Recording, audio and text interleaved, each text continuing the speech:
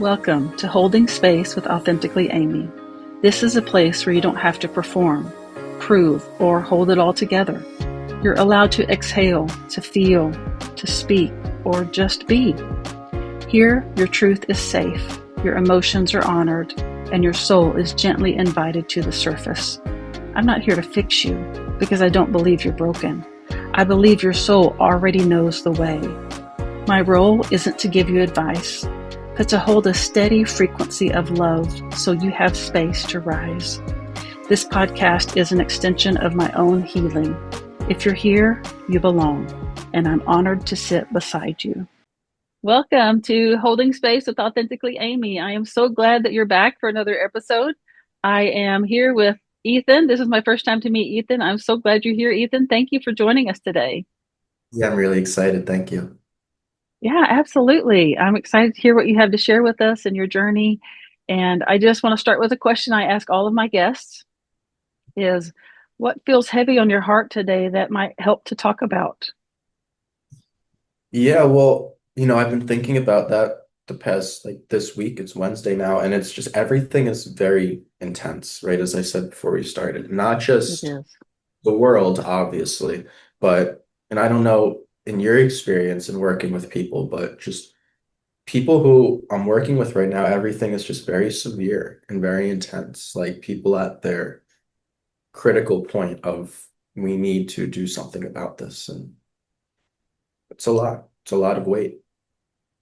It is a lot of weight. And I think people, I'm going to try to say this in the most, people who know me will understand this, but people who don't know me might take it wrong. But people who operate at a higher frequency or at a higher vibration, um, people think that those of us who operate at higher vibrational frequencies don't struggle and don't have issues and don't feel the heaviness. But I think we are even more sensitive to it. I feel the heaviness. I have things in my life happening that are not fun, that are challenges. And I was just thinking today, this morning, that life, I heard Bashar, I don't know if you're familiar with Daryl Anka and Bashar say this, but the most important thing we forget is that life has no meaning, that we come here and life has no meaning, that we ascribe meaning to it. We get to decide whether something is good or bad in our lives. And whatever we decide it is, that's what it becomes. And so I'm really working to decide that all of this is good. All of these things that are challenging and hurtful and heavy are good in my life, even though they don't feel good. Right. It's funny you said that because yesterday I was explaining that, like, to me, there's a big difference between like a stressor and stress. Like, stressors are just life. We can't avoid it. Like, you might be driving and there might be an hour traffic, right?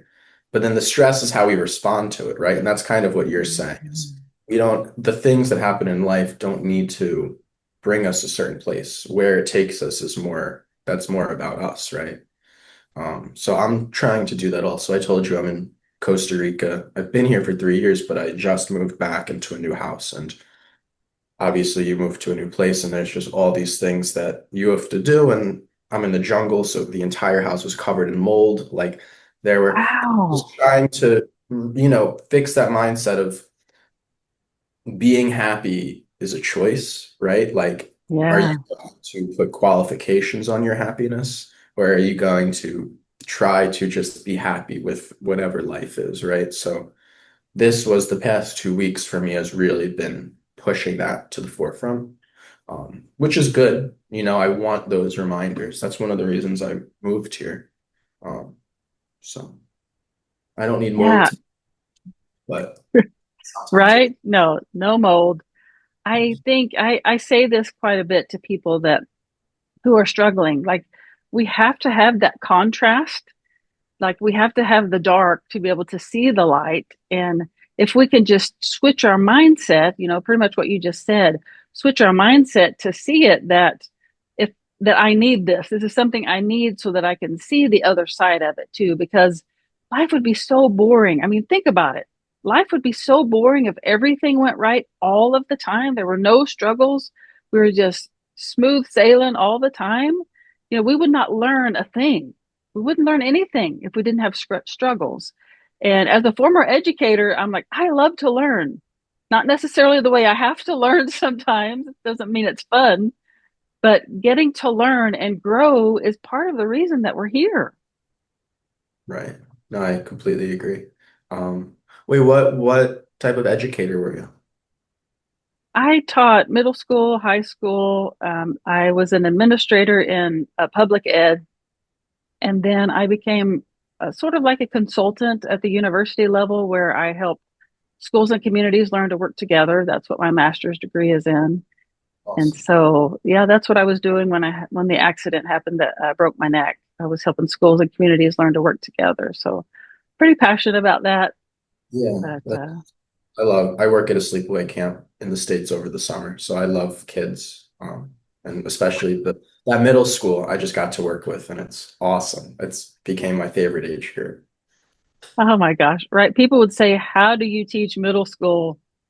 And I would say, "How do you teach kindergarten?" Like I could never teach kindergarten. Right. Or high school. I know you did it, but for me, it's Uh, like I worked with the youngest kids and the oldest kids, and for me, it's like the younger kids are you can't you can't treat them older because they're so little, and the older kids they don't want to. If what you want aligns with what they want, they love you, and if it doesn't, they don't care because they have their own, you know, preconceived notions on life. But this middle age group are they're silly and they're fun and they're willing to play, but they're also, mature enough to have conversations. I thought it was a great summer with that age group. it's so true. They're still trying to find themselves. They still really rely on their parents a lot, but they also are kind of getting independent and they're in the in between. And they still like their teachers, until they get to eighth grade. And eighth grade, they don't like their teachers at all, most of them. Um, but yeah, what I'm finding is that they're starting to search, for more meaning in life. Like the generations that are coming up now are starting to look for more spiritual things in life. Like they're really becoming more open to things. I'm in Oklahoma, the Bible Belt of the U.S., and so it's a very religious place to be. I grew up very religious and have since become more spiritual than religious, because I can think outside the box. I can use my brain. Religion doesn't really want us to use our brains, but I find that the kids nowadays are really searching, and that I feel like we have a responsibility as adults to help lead them in whatever direction that they're supposed to go, just to show them what the options are. And it Yeah, takes people like you who are willing to work with them right. to allow them to see what the options are. Right. Well, that's one of the reasons I started this work, in the mental health field, which is I think there's this ridiculous phenomenon in the world, which is we have to get messed up to then seek the help to, right? Like I Yeah. didn't get to this, I didn't learn anything about spirituality, non-resistance, like letting my life flow until I was in debilitating chronic pain and I had no choice other than to do that, right?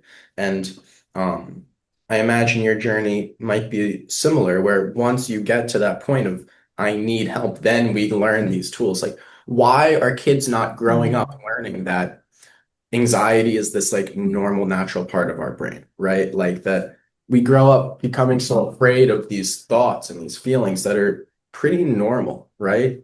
And Yes. then we think we're messed up and we go to therapy or try to learn these tools. And then it's like, well, it would be way more sustainable if kids grew up understanding this stuff.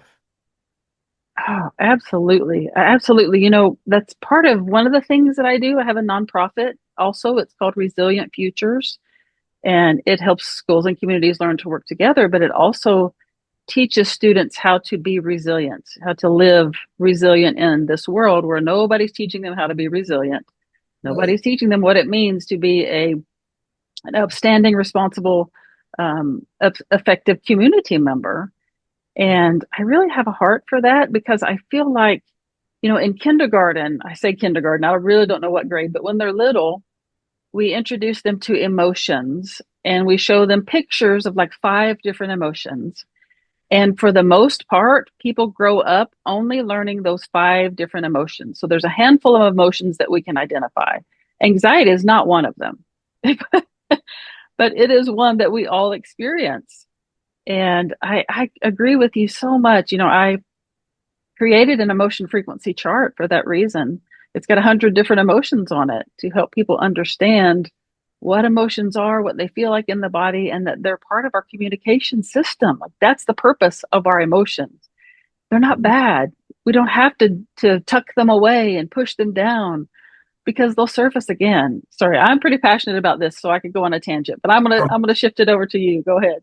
Me too. I mean, this is really the main thing I do with hypnotherapy, mostly because so many people come thinking hypnotherapy is like this magic switch, right? You snap your fingers and they'll no longer have the fears anymore. But like, that's not really sustainable, right? If you think about the example I give is a cigarette smoker, right? And if you have smoked for 30 years and you smoke when you're stressed, like, eliminating cigarettes is not the answer. It's learning how to manage stress. If you eliminate cigarettes, you'll just go to something else. Maybe it's junk food, maybe it's alcohol, right? Like you don't know what it is. So it's like creating that lasting change, learning how to actually understand what's going on, why, and create a shift in our relationship, right?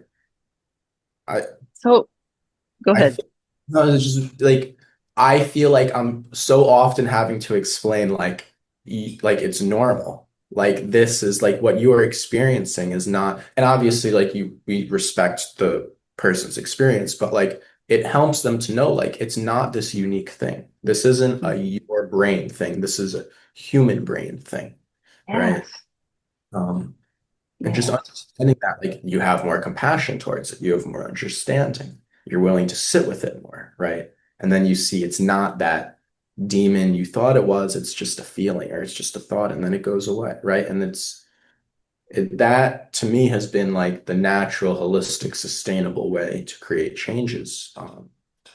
And it's funny that that's what I end up doing when people think hypnotherapy is the opposite, right? It's just boom and it's done. Um, and actually, it's a little more gentle. yeah. It's so powerful because that is what you described reminds me of the holding space concept. That's the whole reason this podcast and my business exists. That we need a safe space for people to be human. We don't need to expect them to perform a certain way. Like we all have roles and responsibilities and masks that we wear and expectations that we try to live under unless we have learned to be more authentic and come out from under those. But this holding space concept is just allowing space without judgment to get to the root of things. People share things with me that they have never shared with anyone else because they feel safe, because there's no judgment. And they end up telling me that it helps them become unstuck.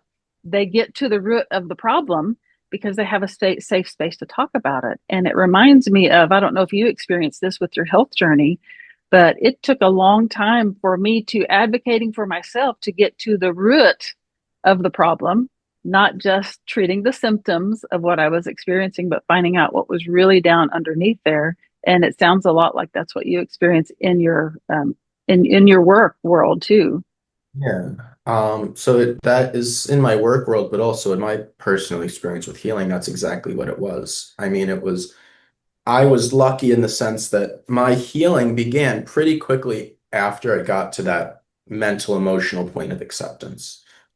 That all of the issues came when I was still living in a mentally stuck and frustrated, angry state, not just in my lack of healing, but in the world. Like this was during maybe it was 2021, but it was still at the height of the intensity of COVID, right? Yeah. And I was working out in the public, and it was with my family. It was very scary, very intense, and I was just carrying all of these emotions that we don't need to carry with us constantly, Yeah. right? Resisting them, I'd say. Um, Mm. and so, well, just what happened was I got a concussion. I've had six in my life. They've never been that bad, never been diagnosed as TBI, but this last one, the recovery didn't happen. Usually it's simple. You just lay in bed for 2 weeks, and if I'm really willing to do that, I'm all better. Um, this time that didn't happen. The recovery Mm. was much longer. I went back to work sooner than I should have, ended up bumping my head again, and that really spiraled me into this. bad space. Um, Wow. and as I kept trying to heal and that wouldn't work, that made me feel worse and worse and worse, and it made my symptoms worse. Um, so the issue, the chronic issue, ended up being in my eye. I created this like I forget I forget what the term is now, which I guess is good because I'm so far removed from it, right? But Yeah. there's dysfunction in the peripheral of my right eye. That was what it. So I was constantly having migraines and light sensitivity and headaches, and just like my life was basically in bed in the darkness so that I would have 15 minutes to get up and go do something and then right back into bed. Right. Yeah. Um, and every modality of healing did not work. Hyperbaric, oxygen tank, and chiropractor, and I went to occupational therapy. Well, I got so depressed and just living in darkness, right, that I called Mhm. my hypnotherapist, who she helped me quit nicotine years earlier. And I said, like, can you hypnotize me to be happy? That was where I was at in life. I didn't see spiritual or emotional or mental connection to my pain. I was just like, I'm depressed and I want to be, right? So we have the first session. I tell her everything that I'm experiencing, what's going on in my life, and we have a good relationship. She's pretty direct. She's like, this is an emotional thing. She was told me. She just laid it all out there. She's like, you're resisting the reality of the world. And she Mhm. even, defined, pain and eyes is how we see the world, right? So it's you're fearing your future, you're fearing this work with your father and cope, like all this stuff, right? And I was like, no, you're wrong. And Zoom ended. Yeah. Um, Next week, she tried again, and I was like, mm-mm. I was like, no, but this is real. I was like, but my eye actually doesn't work. Right. Um, and then the third week, I was like, oh, okay, you're right. I'm wrong. Sorry. Um, and she made me read The Power of Now and The Untethered Soul by Eckhart Tolle, or The Power of Now by Eckhart Tolle, Untethered Soul by Michael Singer. And between accepting it and the hypnotherapy and then reading those books in a state where I'm finally open to taking that information. I mean, it hit me like bricks, like so powerfully, so intensely of, okay, this is what's going on. This is why it's happening. And this is the path forward. And when I say the healing began immediately after, I mean like immediately after, starting to feel better, feeling better longer. And then I went back to OT, and all of a sudden I can do these things that I couldn't do earlier, right? Um, and it was incredible. The symptoms lasted, there was like a month or two where I was like, okay, I'm listening to the message, I'm responding properly, you can go away now, right? It's still there a little bit. Eventually it faded away and it only comes as a message for triggers, which I think is great. You listen, you respond, you move on. Um, but then at that point, I was like, well, I'm not going back to work with my family. I was like, I feel like this is a second chance. Mhm. And I just went for what makes me happiest and what I'm passionate about. I ended up moving here. I went back to work at a sleepaway camp, and now I'm a hypnotherapist and I help people do this. So, Absolutely amazing. I obviously your story resonates with me because I have experienced some of those exact same things. But I'm thinking there are so many rabbit trails I could go down with what you just said. This story, the first of all, the fact that you followed your joy, you followed what brings you joy. And I think that, oh, the world needs so much more of that. Like we are taught that that's selfish, that that's not what we're supposed to do because we're not responsible if we're doing things that bring us joy. Yet that is actually the portal to get us to where we want to be. Have you right. experienced that? Yeah, I mean, that's honest. At this point in my life, that's one of my biggest struggles, which is that is it selfish or am I following my joy? Especially with like, I was working with my parents and with my family, and I left that. And then I moved the country. Like, there's the ego in me, the pain body is very unhappy with that, right? Yeah. Uh, Yeah. Guilt there. And I mean, I'm from New Jersey. My dad worked in Wall Street his whole life. I was born very type A, you're gonna work, you're gonna grind, um, like on Wall Street, like that energy, right? So just the fact, like this life is so far out of that, and I'm constantly feeling that like egoic pull, guilt, whatever it is. And that's, Yeah. at that I like that's one thing that I'm trying to navigate, which is like it's okay to do your own thing. It's okay to find happiness, you know. Absolutely. Like that is what we're supposed to be doing, is to do what brings us joy. And I don't know if you have read, it's called The Joy Plan by Kiera Sanchez, I think is her name. But she lost her job, was miserable, didn't know what to do, applied for this job that she really wanted and just could not get this job. And so she decided that, you know what, I'm just going to follow my joy. For 30 days, she did this experiment. For 30 days, she did only what brought her joy. I mean, she had a family to take care of and kids and all of that too. But as far as what she was pursuing, it was only about what brought her joy. And the story is just amazing. She ended up getting that job. They ended up calling her, like she had totally forgotten about it. And so, like months later, they call her. Her life changed, her whole family's life changed. Everything about her life changed simply because she learned how to follow her joy. And it is so powerful, but it's something that we're taught is not okay.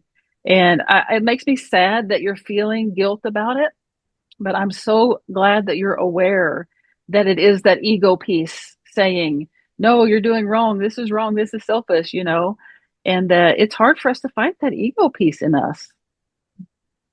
Yeah, and I mean that's well, it's what we were talking about earlier with, clients with anxiety or stuff. It's just like it's normal. It's like this normal natural function of how our subconscious mind works, where like I always paint the picture of like you're a deer, right? You're in Oklahoma, so there's deer everywhere, right? Oh, absolutely.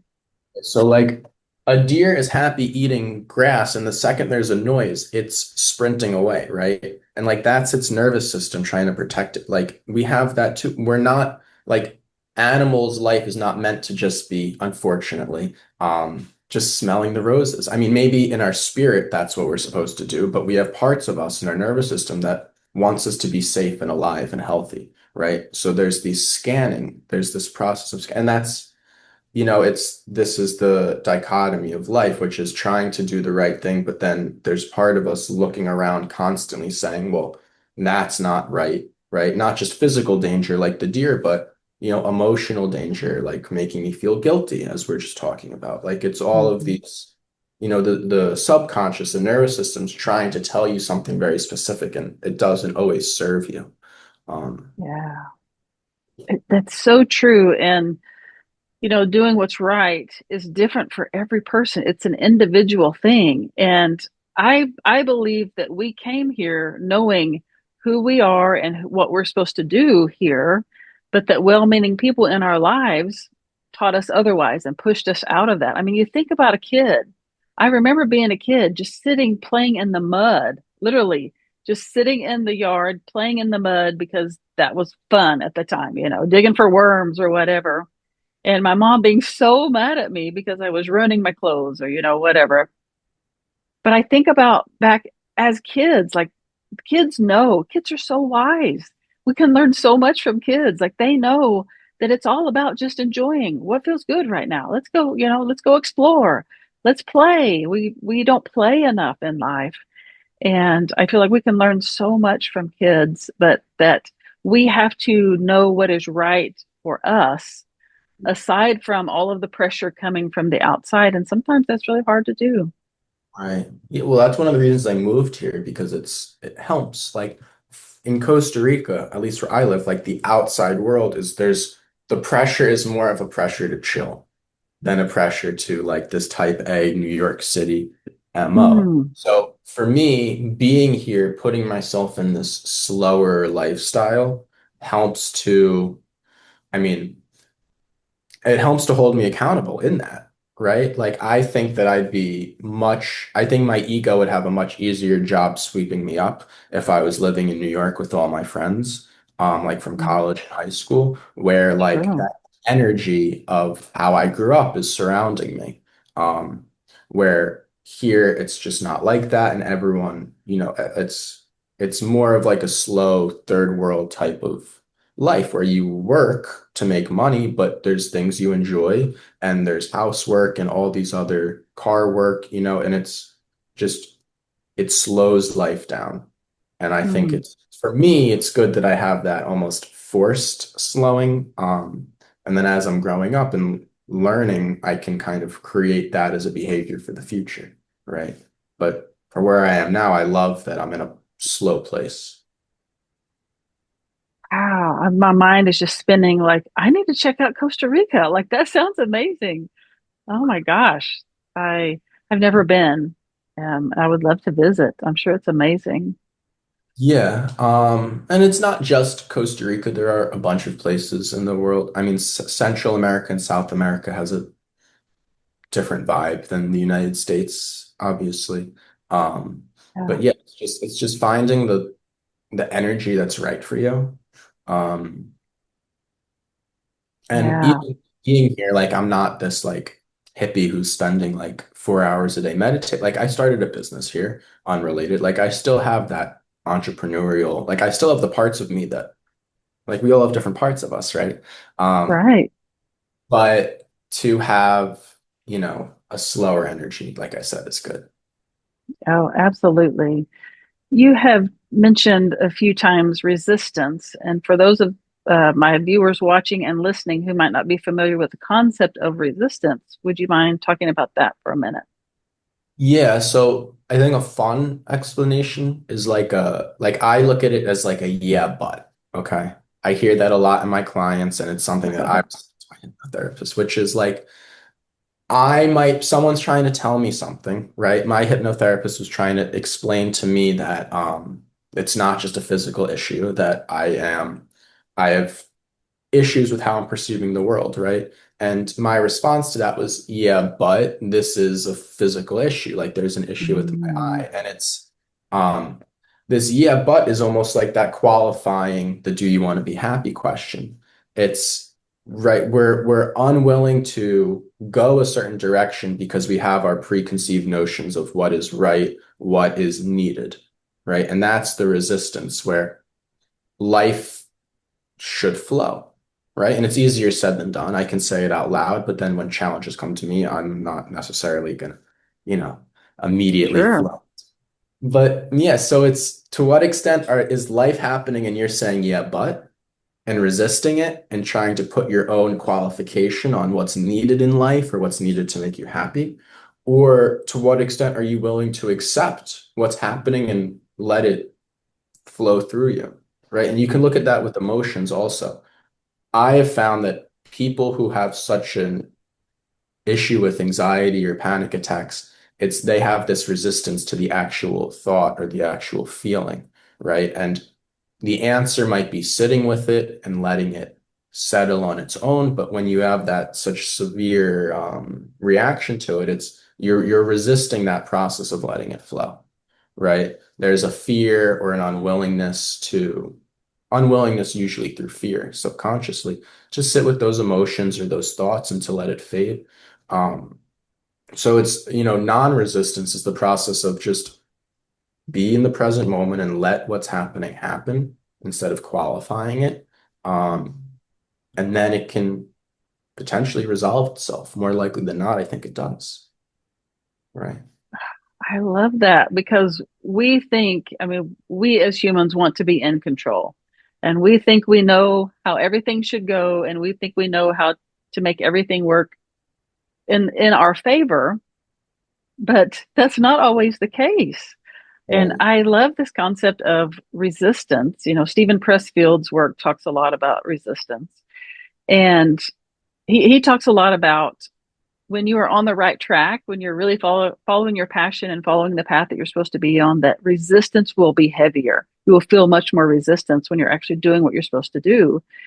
And so it's a matter of what do I choose? You know, do I choose to fight against it? Do I choose to let it uh, change path? Let it make me change paths? You know, how do I handle this resistance? And just like you in my life, I have found that the more I allow things to just happen as they're going to happen, and like we talked about earlier, don't give them a meaning, don't assign meaning to them, let them just allow them to be. It's exactly what you said. They end up working themselves out in a way that we never could have foreseen, and a way that we never could have made happen. But it's such a hard thing to do. Like, was there a way that you started learning how to do that more easily? I mean, for me, I think I'm lucky in the sense that I was in such pain and so upset that this information kind of just pierced through. And I feel like was in such a severe place that I was willing to, I don't know. For me, it just, as soon as I let go of the resistance, it was like an, oh my God, like a wow, Yeah. this is really opening doors to just like possibilities to what, not just healing myself, but another way to live life. Um, It's like taking a deep breath. oh yeah. I Mhm. mean, it's until I learned how to properly breathe, you don't realize how you're never breathing the right way, right? You're not just shallow breaths always. Um, Of course, yes. I Something that you said earlier made me think of this. My daughter, she's 28, and she has managed different businesses that she has been in. And so we live in a university town, and so there are lots of college kids that work with her that she oversees. And one of the things she said to me recently that I thought, oh, that's so good. She said, these kids haven't had enough trauma in their lives. I said, what do you mean by that? She was like, they haven't had enough challenges. Like, they don't know how to push through. They don't know how to overcome. They don't know how to be resilient. And I thought, oh, there's something there, that if we yeah, look at trauma in that way, that it teaches us something, that it's not something that we should shy away from, but it's actually there to help us learn and grow. It can be so powerful. right. Yeah, I think it's like this, to what extent do we have a threshold for tolerance? And that's a term that I use a lot with my clients. But like, so I'm the same age as your daughter. And I'd argue that the entire time that we've been alive, there has been worldly crisis and outwardly trauma. Like in the United States, just craziness. I mean, I was 3 in New Jersey when 9/11 happened. My dad was on the phone with people in the Twin Towers. Like, so like for me, there's been crises and trauma throughout life. I think that this new generation is constantly exposed to trauma, but it's so much that it's been diluted. And also, Hmm. it's so much that we don't learn how to tolerate it, right? It's just this, we go straight into that freeze response, um, Yeah. as opposed to how do we actually process the issues and the emotions. I That's think life, such an, go ahead. My brain is really processing this. I think life is really hard right now for that age, for the people younger than myself and your daughter. Um, Mhm. but whether it's, I don't know, you can blame or credit a lot of different reasons, but I just don't think we have the threshold for discomfort anymore. Mhm. Maybe it's because it's too much trauma, maybe it's because we haven't learned how, but I just think the default is to dissociate and to freeze as opposed to process. Hmm. Wow, that's so interesting. I had not thought about that perspective, but it makes so much sense I that had a teacher, sorry, what were you going to say? I was just going to say they just don't know how to deal with it.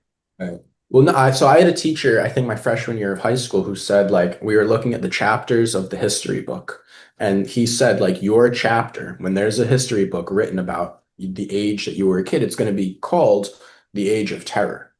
And like that sucks. Not fun, right? For that to be the class. So I think that this generation has more than enough trauma in their life. Mm. And then we also haven't even touched on social media and what that does and exposes to kids. So I think it's there. I think it's how we're responding to it is the bigger issue, maybe. Yeah, yeah. Oof. Huh.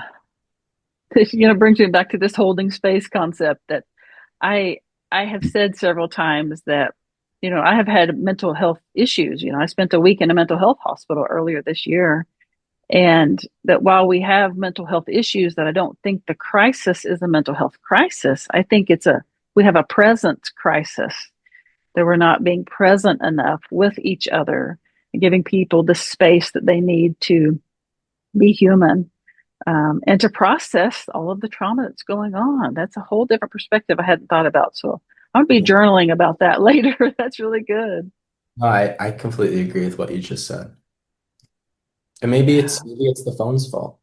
Maybe it's there's a stress or an issue. We just go straight to social media and our play on our phones and we dissociate and we're just perhaps there's just too many um unhealthy coping mechanisms in the world for us to Mm. use that we just don't sit with it, right? I mean, I lived in a technology world my whole conscious life, but at one point there was none of that. And if there was an issue, I guess you just had to sit with those emotions and those feelings, right? And figure it out, right? Hmm. Yeah. Yeah. It reminds me of that week that I was in the mental health hospital. They took my phone from me, and it caused me to panic at first. I did go into a panic. I didn't think that I was addicted to it, but I put out a lot of content that provides hope for people, and I thought I'm not providing hope for people. Like, I was panicking. What are they going to do? Like, I was the only one that I was putting this huge responsibility on myself. But as the days went on, it was so freeing and so refreshing to not have that, to have to deal with the emotions, in a more healthy way. So that's a really, really good point that you're making. Thank you for bringing that to my attention. Mhm. Really No good. worries. Yeah. Well, I would love for you to share more about, you shared a lot about yourself, but share more about what you do, how you help people, maybe how they can reach you if they want to work with you. Yeah, so well, I have a website, I have a phone, I have an email. I don't know what's best, how to disseminate that information. Um, I can send it to you afterwards, but Yeah, of uh, course. use Ethan Reis Hypnotherapy, which is the website, ethanreishypnotherapy.com. Rice, R-E-I-S. Um, so I'm a board certified hypnotherapist. I help people create lasting changes in their life. Generally, I say I specialize with anxiety, with ADHD type behaviors, and then with pain and illness, the type of things that Mhm. we have experienced in life, right? Um, yeah, and hypnotherapy is just this incredible learning tool that helps us create changes in a more efficient way, I think. Right? It's not this magic switch, but it's a way to connect to the parts of us that are resisting the change, to let go of that resistance, and to actually deeply and completely learn new behaviors. Um, so it's an awesome experience. I mean, the side effect is you are super relaxed and calm. And the benefit is people find themselves living life completely different than how they did before.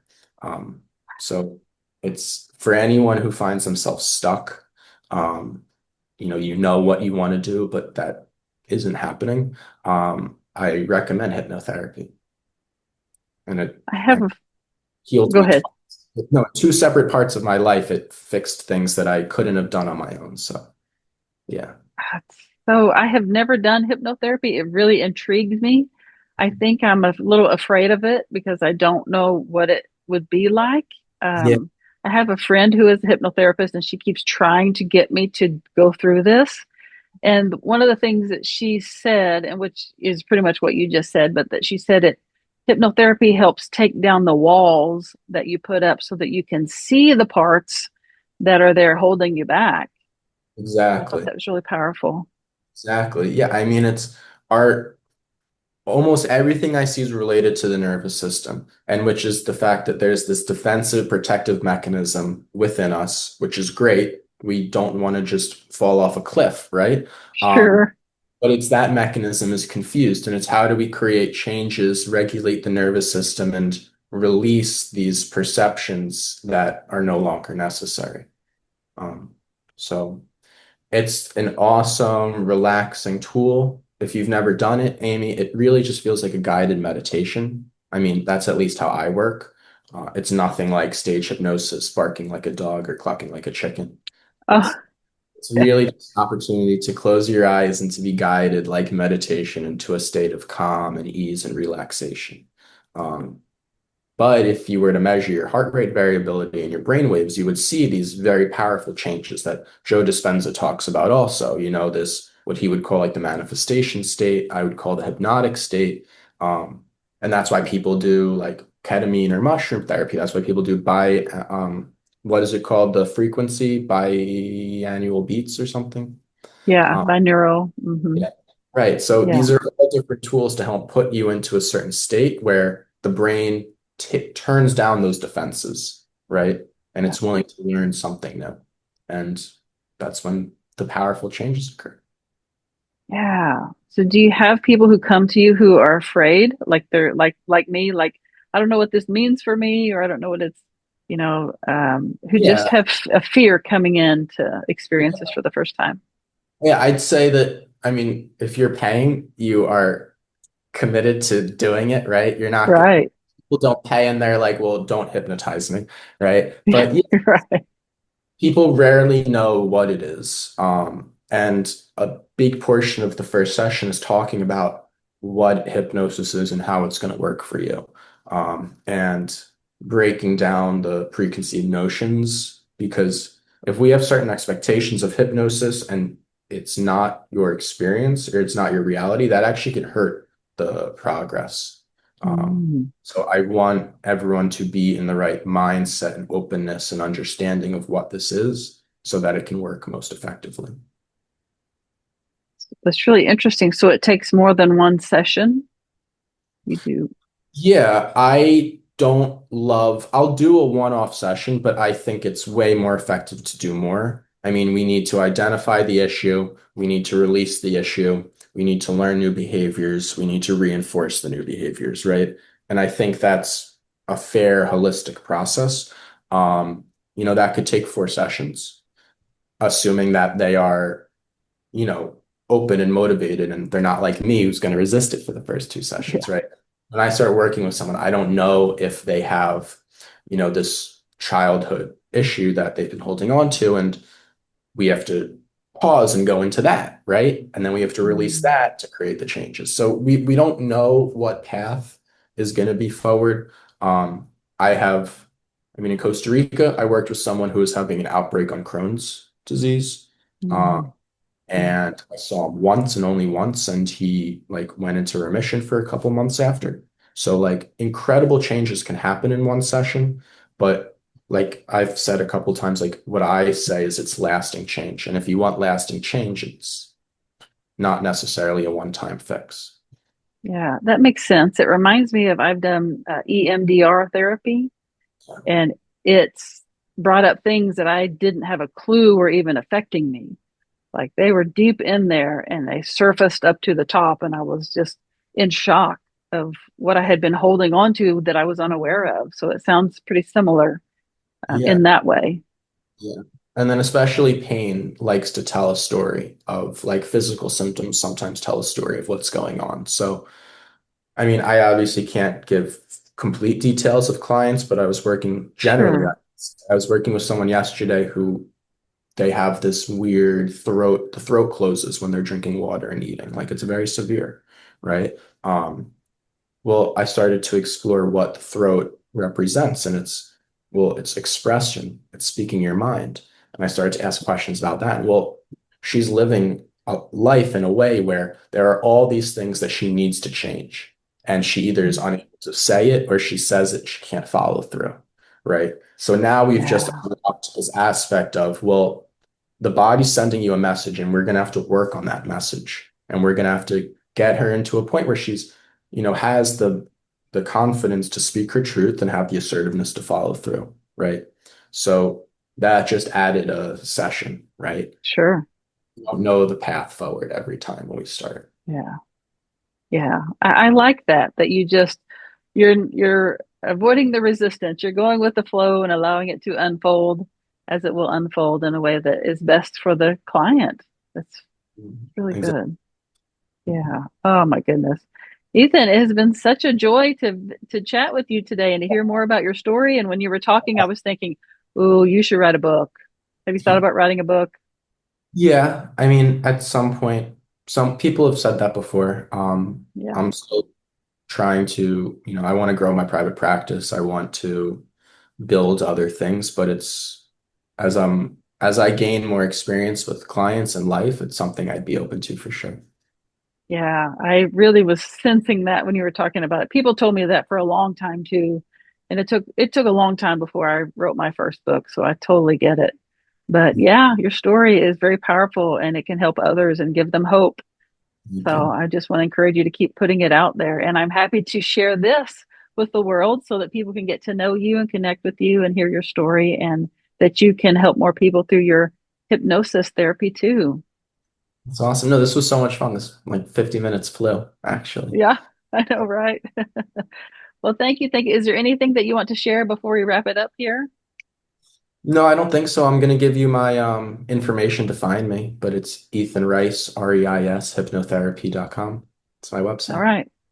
Perfect. I will include all of Ethan's links in the show notes so that you can find them all in one place. Just an easy click to go find him. And thank you again for being here, Ethan. Thank you for those of you who are watching and listening. Please share this so that we can get Ethan's story out. And until next time, I will be here holding space for you. Thank you for being here. And to my guest, thank you for your honesty, your courage, and your truth. It's an honor to hold space for people like you. If something in this episode stirred something in you, if you breathed deeper, softened, or felt a pull inward, consider this your invitation. Whether you're ready to share publicly or prefer to remain anonymous, I'd love to hold space for you too. This work isn't just for podcasts, it's for people everywhere. And I'm bringing it into businesses, schools, communities, organizations, anywhere humans need a place to be and for someone to hold space for them. To learn more or to schedule your own session or to be a guest on this podcast, visit www.getamyshelp.com or just reach out to me. I'll meet you with open arms and a quiet, sacred seat. Until next time, thank you for being beautifully, unapologetically human.